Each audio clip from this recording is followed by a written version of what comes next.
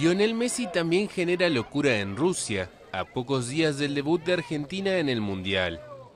Decenas de niños presenciaron el primer entrenamiento abierto de la albiceleste en Bronici y vitorearon al astro del Barcelona en cada una de sus intervenciones.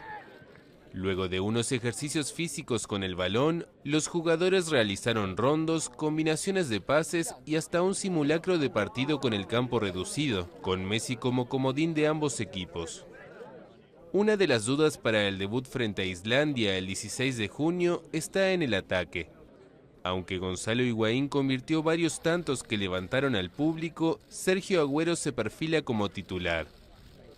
Enzo Pérez, que ingresó por la lesión de Manuel Lanzini, ya se ejercitó junto a sus compañeros, mientras que Ever Banega trabajó al margen por una molestia en el gemelo y tiene difícil llegar al primer partido.